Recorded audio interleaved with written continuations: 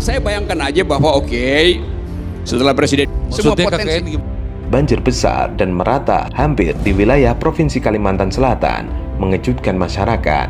Masyarakat menyebut banjir seperti itu baru kali ini terjadi sepanjang sejarah. Banjir di Kalsel menyebabkan sejumlah orang meninggal dan ratusan ribu warga lainnya mengungsi akibat perkampungan mereka terendam banjir.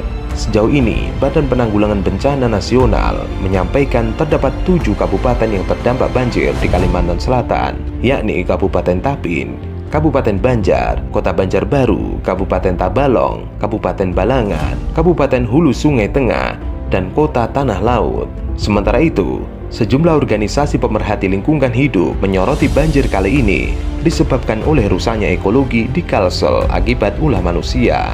Salah satunya Greenpeace juga menerangkan bahwa lebih dari separuh hutan hujan Kalimantan hilang dalam 50 tahun terakhir, berganti dengan perkebunan monokultur dan lubang tambang batu bara. Kini meningkatnya suhu bumi yang disebabkan pembakaran batu bara dan hilangnya hutan membawa bencana krisis iklim di tanah Borneo. saya ingin agar supaya satu waktu orang yang baper itu akan cari penyelesaiannya bukan pada jawaban saya, tapi datang ke Sungai Mahakam.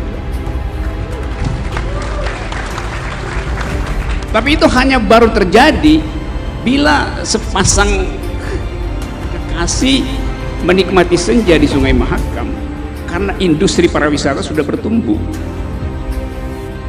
Tapi dia akan menikmati keindahan hidup kalau yang dia saksikan di Sungai Mahakam bukan lalu lintas kapal-kapal pengangkut batu bara. Nggak ada romance, orang nggak bisa pacaran sambil lihat batu bara.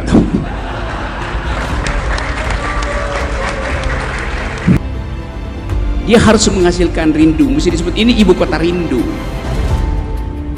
Jadi kita bisa bilang mau kemana, mau ke Samarinda, oke. Tapi kalau Samarinda itu istilah siang hari, kalau malam Samarindu. Kan itu jualan pertama kan, mau kemana? Kalau kita hentikan industri ekstraktif dan kita ganti dengan industri yang menghasilkan keakraban, kemesraan, maka akan jadi viral kemana-mana. Yuk ke Samarindu, artinya pergi sore-sore pakai pesawat kan murah sekarang dari Jakarta. Kalau Samarinda dia mau bisnis, kalau Samarindu dia mau bermesraan. Greenpeace Indonesia menyebut kerusakan ekologi yang belum juga menjadi perhatian serius pemerintah Jokowi mengantarkan pada bencana yang kembali mengawali awal pergantian tahun. Banjir Kalsel di awal tahun ini bukanlah yang pertama terjadi, tapi justru menimbulkan dampak yang kian parah. Greenpeace Indonesia juga menyoroti tingginya curah hujan yang dijadikan alasan utama atas banjir yang terjadi. Padahal, faktor yang tidak kalah penting, yakni adanya kerusakan lingkungan yang terjadi. Tingginya curah hujan masih dijunjung dengan faktor, padahal laju krisis iklim yang terus diperparah oleh ketimpangan lingkungan hidup atas kepentingan lahan industri menjadi penyebab utama. Perlu selalu kita sadari bahwa keseimbangan ekologi bukan hanya perihal pelestarian lingkungan ataupun ekosistem alam di luar sana, tapi juga soal hajat hidup yang dekat dengan kita semua, soal bencana yang semakin marak mengancam nyawa. Waktunya menanamkan kepedulian untuk bersama mendorong upaya pemulihan lingkungan menuju normal baru yang berkelanjutan demi meredam ancaman bencana yang berulang. Tadi saya bilang Gubernur DKI Jakarta, Anies Baswedan, menyoroti soal pemindahan ibu kota negara ke Kalimantan.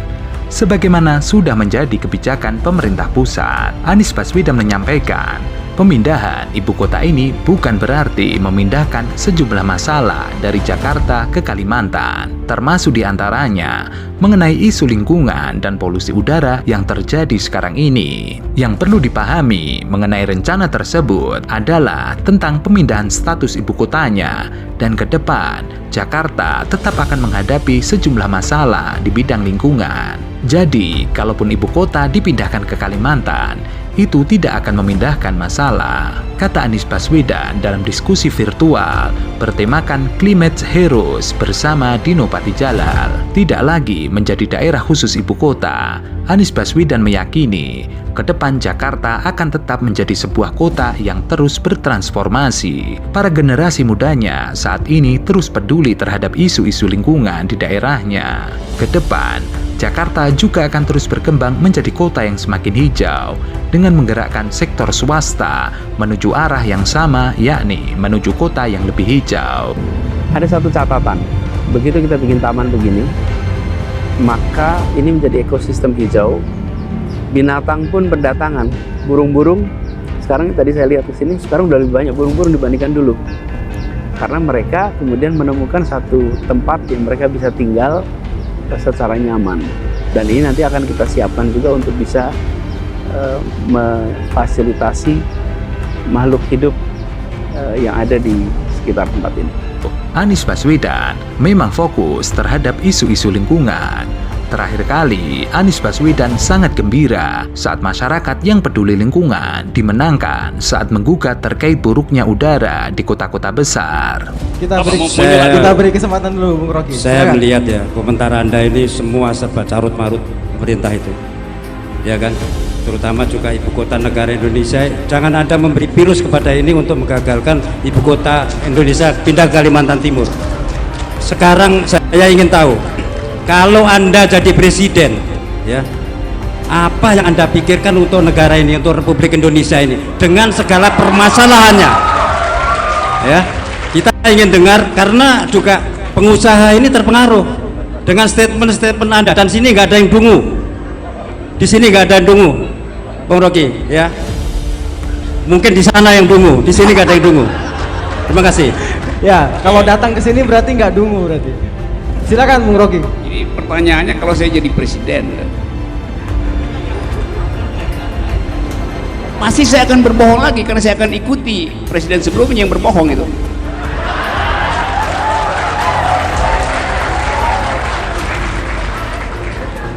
Justru tradisi itu kita mau hentikan supaya jangan tunggu orang jadi presiden untuk mengucapkan kebenaran.